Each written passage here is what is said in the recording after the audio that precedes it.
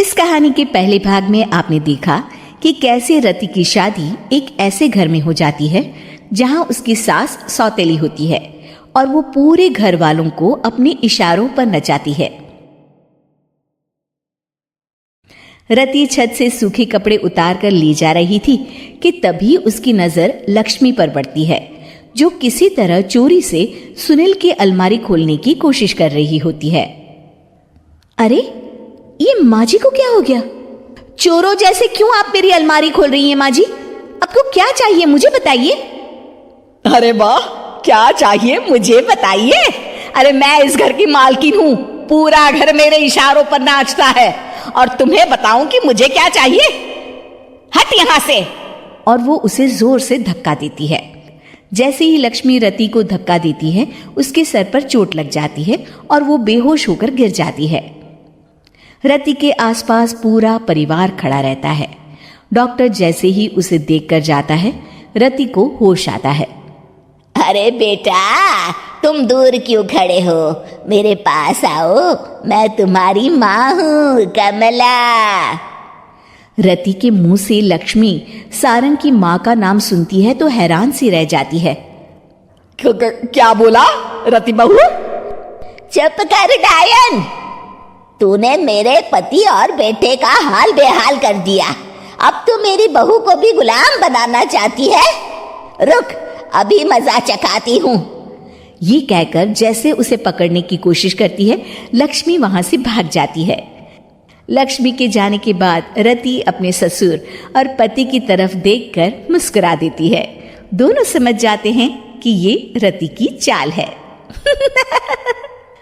अगली सुबह लक्ष्मी का पति खाना लेकर खेत में जाने के लिए निकल ही रहा होता है कि लक्ष्मी उसे रोक देती है। अरे कहाँ चल दिए खाना लेकर? आज घर का काम कौन करेगा? तभी पीछे से रति आ जाती है और जोर से चिल्लाती है। कौन इनको काम पर जाने से रोक रहा है? मैं अभी उसे मजा चखाती हूँ। जैसे ही रति लक्ष्मी की तरफ बढ़ती है, लक्ष्मी घबरा जाती है। मैं तो मजाक कर रही थी बहन। आखिर मैं कौन होती हूँ रोकने वाली? मैं तो बस ये पूछ रही थी कि घर का काम कौन करेगा। कौन क्या? तू करेगी। चल उठा झाड़ू और शुरू हो जा। लक्ष्मी पूरे घर में झाड़ू पोछा लगा रही होती है कि अचानक सामने सारंग खड़ा हो जाता है। अच्छा माँ, मैं काम पर जा रहा हूँ। रति के मामा की फैक्ट्री है, मैं वहां आज से मैनेजर के तौर पर काम करूंगा। सैलरी भी अच्छी है। अरे सारंग, तुझे क्या जरूरत पड़ गई काम करने की? और बेटा, तू बाहर काम करेगा तो इस बड़े से घर को मैं कैसे संभालूंगी? अभी तो पूरा काम बाकी पड़ा है। तभी वहां रति आ जाती है। अरे बेटा सारंग, जा, नौकरी पे जा रहा है ना, जा। और हाँ, आते वक्त घर के लिए सब्जियां ले आना। ये लक्ष्मी बैठी बैठी मोटी हो रही है, जरा काम भी तो कर ले। सारंग के जाने के बाद, अच्छा लक्ष्मी, सुन जरा यहाँ। लक्ष्मी अपनी बहू रति को सारंग की पहली माँ जो मर गई है वो समझकर उसके पास जाती है। अरे बहन, ऐसा क्या हो गया जो तुम्हें वापस आना पड़ा? मैं तो बड़े ही प्यार से इस परिवार को चला रही थी।